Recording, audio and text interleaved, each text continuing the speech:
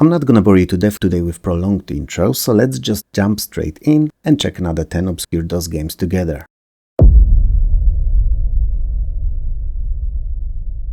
ZUG, aka The Journey to the West, is a typical Eastern-themed side-scrolling beat-em-up. Panda Games, the developer, was one of the very few at the time that exclusively released those arcade-like games on PC only, and whichever game of theirs you had the chance to come across, you could always count on a quality title. Not necessarily genre-defining, but always very close in scope to what was available on popular consoles at the time. ZUG is a typical walk left to right and beat everything up type of a game, occasionally challenging you with the bosses. And as such, it works like a charm. You don't need any special strategies to it, you just carry on mashing anyone that stands in your way. There's quite a few different types of enemies, all of them made out of big, nicely animated and uniquely looking sprites. You, or you and a friend, can play as one of 3 available fighters. 2 of them are anthropomorphic mythical animals, Sun Wukong the Monkey King and Zubajie the Pig. The last is human, Sha Wu Jing, and all we know of him is that he's a hard-working man. And if that isn't the weirdest combination of playable characters in action game, then I don't know what is. That said, they provide for a lot of variety if you want to complete the game more than once, as each plays entirely different and has a set of uniquely looking moves. They are equally as strong, however, so you should never really need to argue about playing as a particular same and strongest of them all fighter, cause there isn't one. And as per usual in arcade-like brawlers, each of the fighters have their own super attacks that dissolve large clusters of enemies with ease, but also cost you a little bit of your life, so they're to be used in only the direst of situations. The Journey to the West only ever came out in Chinese. Now, that's not a big issue if you keep in mind what it is and how it's played, as stories in beat-em-ups are hardly anything worth learning. But if you care about this, then it's something that you're not going to learn in-game. It sorta loosely follows the original Journey to the West story, so you could treat it as such, but it's not one-to-one, so yeah. If you grew up when arcades were the place to be, or even a bit later when arcade games were what everyone wanted to play conversions of on their home systems, then you're gonna love ZUG. If not, then, well, you best check it out and decide for yourself.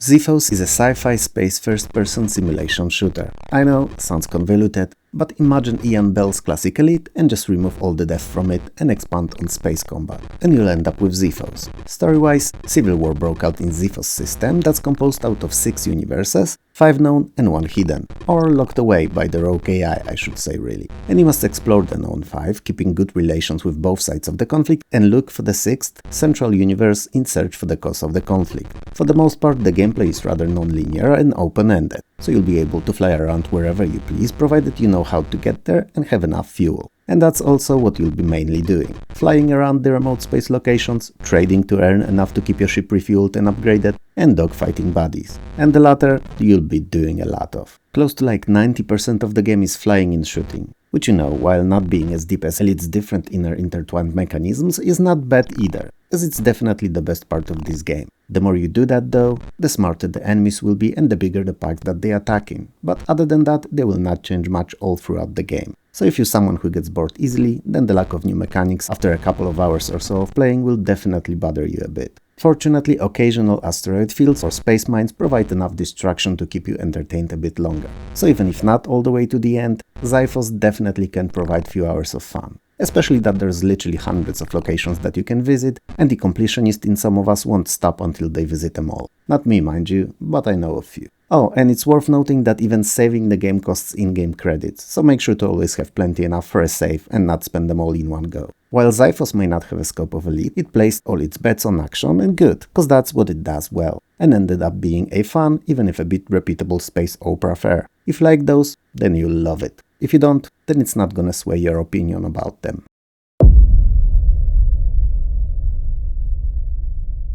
Blade Warrior, aka Zyclunt, is another of those games that never reached the limelight because of it being distributed as shareware. It's also an anime-style side-scrolling action platformer. It is set in a dystopian future of 2002. Yeah, you heard that right, dystopian future of 21 years ago. The unforeseen rise of incurable diseases and huge increase in drug use and criminal activities are plaguing the society. It's a future when cyborgs are omnipresent, advanced and sentient. The authorities, however, do not give them the same rights as humans get. Treated as subpar citizens, they often turn to criminal organizations, join them as foot soldiers in battle against the establishment. You play as a member of the titular Zyclunt, secret government-funded mercenaries composed mainly of retired and discredited soldiers sent on the most dangerous and crucial missions. You start with a task of dealing with a gang of marauding cyborgs. It is, however, just the beginning of much bigger and much more dangerous campaign. Zyclunt is a typical linear action platformer in which you go through each stage defeating what feels like football stadiums worth of enemies. Most of them are cyborgs, robots and various other machines. You can progress to the next stage only after defeating all enemies on the one that you're currently on, and to do so you're armed with a sword and sword only,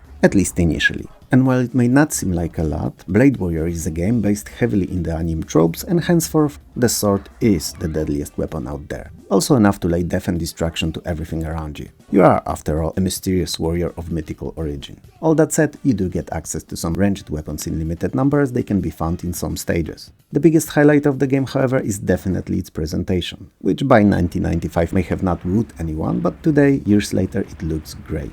I know what I said. Its 2D pixel graphics aged very nicely indeed. The sprites are large, beautifully animated, especially the bosses that often have multiple joints to them, but the special effects and backgrounds are also pretty impressive. Overall, the game looks nice, plays well, and should have reached much higher popularity than it did. Definitely check it out.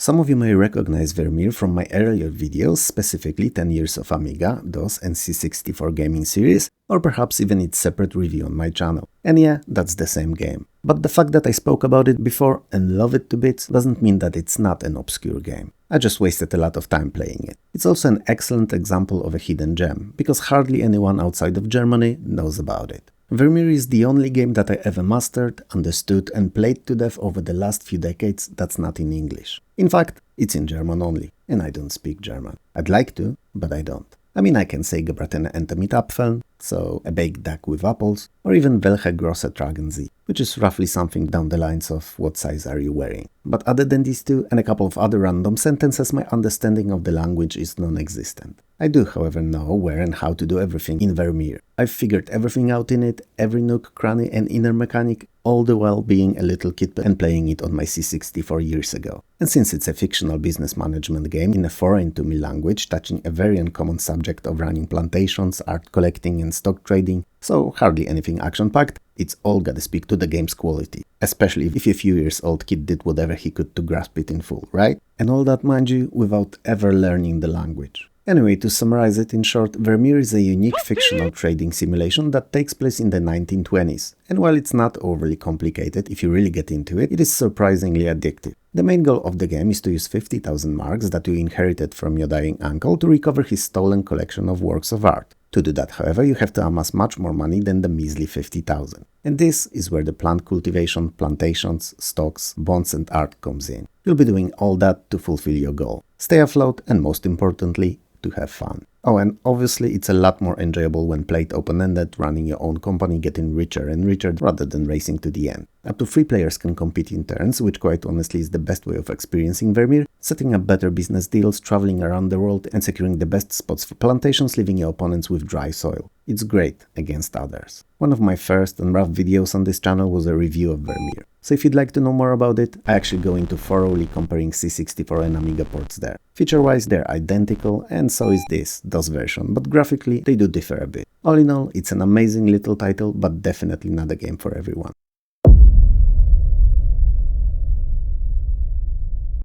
Weird Island is an early shareware point-and-click adventure. I've been complaining about shareware games being less widespread a lot in this series of mine, I know, and that it limited the popularity of some games considerably, that too. But there are also good things about the distribution method, provided that we live in a country that actually did those, that is. Namely, you got to try to sample the game firsthand before committing to purchase, and it was very often a much bigger chunk of gameplay than what the popular few years later demos offered. Quite often a third of an entire game, sometimes even half. So, that's plenty enough to figure out if the game was worth your money and also to get you involved in its story and have you want to complete it. Or not, but you had time to make your mind about it, is what I'm saying. Anyway, coming back to our game, centuries ago 5 galley slaves washed up on a tropical island and one of them was your ancestor. They all settled there permanently and founded 5 families that by today are the de facto biggest, most prominent and ruling families on it, passing the official ownership of the island between them every 100 years. The game starts just as the ownership is moved to you, with news of it delivered by the solicitors. Weird Island is not a long game, but it's, well, weird, and there's a lot of interesting and silly things that the developer added to it. It is, however, notoriously difficult to complete. There are a few sections in it that may stop you in your tracks if you haven't done something else first, and it's not indicated that it may happen beforehand anywhere. So, if you like adventure games but are also someone who gets annoyed easily or hates illogical mechanics, make sure to have a walkthrough somewhere within hand's reach, just in case. Now, I've never played Weird Island, but after researching it for this video and reading what people wrote about it, it seems that the very few who actually played it had nothing but good things to say about it. So I'm kinda curious now too.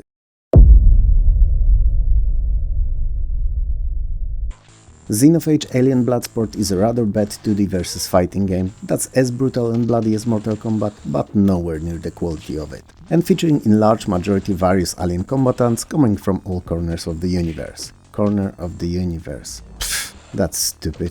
Anyway, all of them are pretty weirdly made, pre-rendered and turned into sprites, moving as stiffly as some of those early 20th century stop-motion videos did. I don't exactly remember the title, but there was this old black and white movie in which two dinosaurs fought, and they were stop-motion and looked incredibly unrealistic as the movement was very jerky. Same here, but in full color. If the animations were smooth, a lot could be forgiven, and perhaps Xenophage could be an average versus fighter. But, as it is now, it's just awful. Backgrounds surprisingly are actually not that bad, they scroll sideways and could stay as they are if the rest of the game was any better. I mean, they're not in the quality of some of the late pixel-based classics, but they're workable. Interestingly enough, Xenophage uses a very similar scaling technique that was in Samurai Showdown, where the screen zooms in when the characters are close to each other and zooms out when they're apart. And while neatly looking, even if unnecessary gameplay-wise, it's hardly enough to save Xenophage. But if you thought that I finished dumping on the game already, you're mistaken. Because its control scheme is another little nightmare to tackle if you decide to check it out. I'm not sure if it was me, as the last time I played it was years ago, but controls always felt incredibly unresponsive, and I'm not sure if I ever managed to pull off any of the special moves. Watching the YouTube footage for the game now, I see that others do, so it's definitely not impossible, but I get the feeling that it may be at the very least challenging. Since I've dropped so many stinking bricks on Xenophage already, let me tell you what's good about it, because believe it or not, there are a few small things. First of all, blood, gore and guts of various human and alien origins. Sure, it's not as appealing to me today when I'm older, but back then it definitely raised the game score in my eyes a bit. Also the introduction in which the Earth explodes and part of it flies off with an intact barn still attached to it. Nothing to do with the gameplay, but a nice fun little touch. And finally, I like that PC Games magazine gave it a score of 75% in 1996, scoring the game much higher than any other video games journalism outlet did. They either didn't care to play it, or it was worth it to them to go as high. So, I like how bold they were with it. That's it. It's a crap game, don't play it. Or do, if you're a bad games connoisseur, cause this one's definitely a real stinker.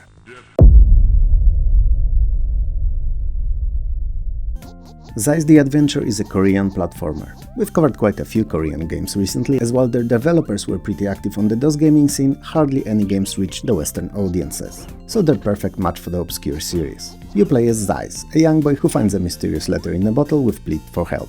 So, as you do when someone needs a helping hand, you venture into a magical land of Lysnia to save its citizens from the evil pirate Scourge. The game is composed out of 6 worlds of 3 stages each, for a total of 18 individual levels. They are arranged in a linear fashion and feature no mid or end level bosses. It doesn't mean that Zis is not fun though, as it's actually pretty good and unique, but not mind-blowing, jaw-dropping or sock-raising. Is there even a saying like that something's sock-raising? I don't know. Never mind. You start with a slingshot, which is your default weapon, and while not the most powerful, it works decently against various interestingly designed enemies. Watermelons scattered around the stages award you new costumes, which in turn grant you new weapon abilities. And these all are really different. There's like a yo-yo which kills most enemies with just one hit, there is the ability to release a swarm of birds, and even homing stars attack among others. There's a lot of these, is what I'm saying. You could also collect diamonds, which increase your health, so whenever you see one, pick it up, it's actually worth the effort. Other than that, Zis features all the standard platforming tropes of searching for keys that open doors, using slides and ropes for between the platform traversal, and such. There's few unique things too, like pencils that draw new platforms when activated, floating cushions, and many more other unusual additions, like a level where you ride a dolphin playing in a shoot-em-up style. So, it's varied enough to keep you entertained all throughout. Zis' presentation is okay at best, and I would honestly expect a lot more from the far end of 1995, but it is what it is. Sprites are small, a stylistic choice, I get that, but they're unimpressive, lack detail, and their animation is basic and composed out of literally a handful of frames. and the movement and jumps feel a bit floaty. Sounds and music are okay, but also nothing out of ordinary. All in all, Zis is a pretty decent platformer. Perhaps not one of the best on the platform, but definitely worth checking out.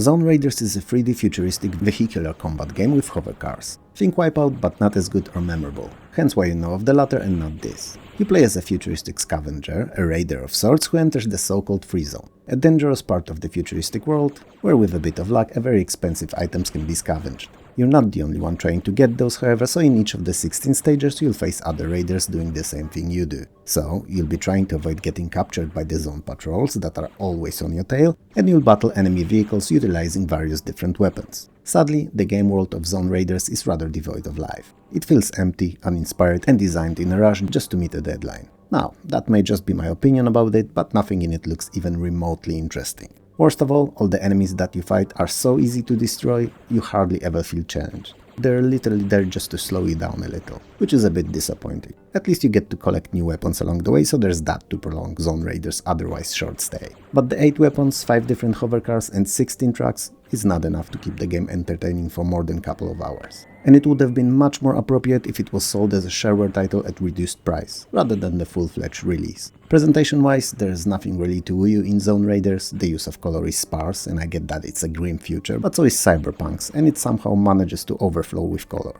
And finally, all the 3D models are rather simplistic, probably to keep the game running at a decent pace. Sounds and music are okay, but not enough to save this rather below average game. Play or avoid, your call, I'd personally lean towards the latter.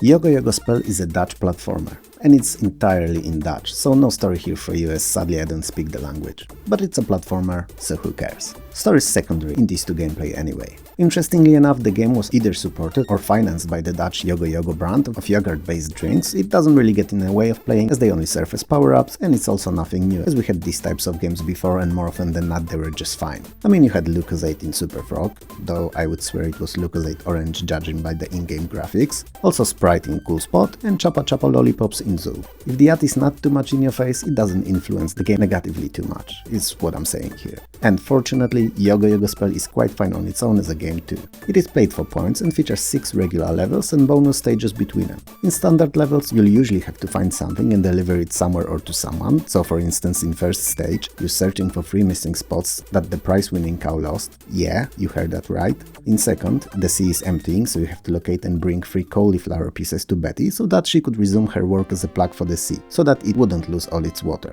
Yep, another crazy one. In third, you have to find the kettle full of scorching hot water to unfreeze the door handle to reset the thermostat that's behind it. I'm not gonna list them all here, but they're all very unusual tasks and henceforth make for a quite unique gameplay, at least as compared to most games in the genre. The bonus stages are full of fruits and are there just to help you amass more points, and to work as a sorta palette cleaner between these very different to one another main tasks. Yogho Spel, while not impressive in any shape or form, is actually pretty decent, so if you're on the lookout for a new platformer, it's innovative enough to keep you hooked all the way to the end. I'm sure of it.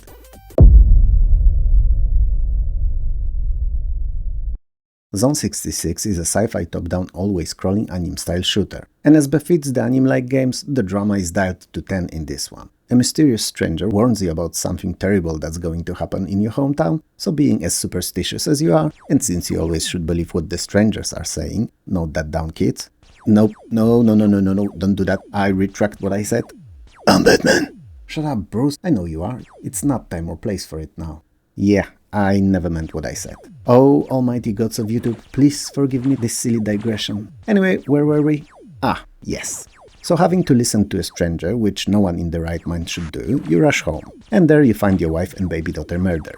Giving yourself what feels like 3 seconds to grieve, you jump back in your ship and head off to avenge them. What you don't realize, however, is that the terrorist forces responsible for your personal nightmare are scheming something even bigger and more evil. That's yet to happen though. And what I don't realize is why is that seemingly so important if you're only on a very personal vendetta? Why would their other plans be of any significance to you? And I would probably never neither know nor understand it, as I've never been an 80s or 90s movie action hero. Not that I didn't want to, it was just not in the cards. I mean, who wouldn't want to be Darth Vader, Predator or Hans Gruber? Wait, did I say hero?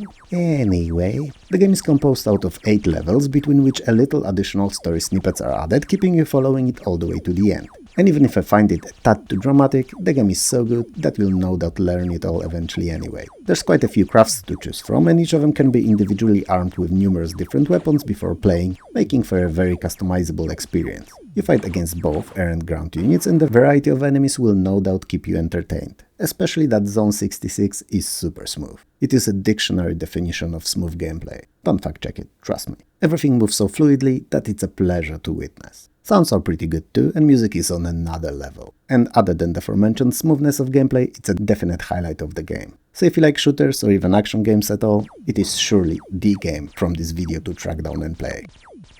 Another 10 games and another video done. How did you enjoy today's selection? Did you know of any of the games? Or are they all new to you? Let me know in the comments below.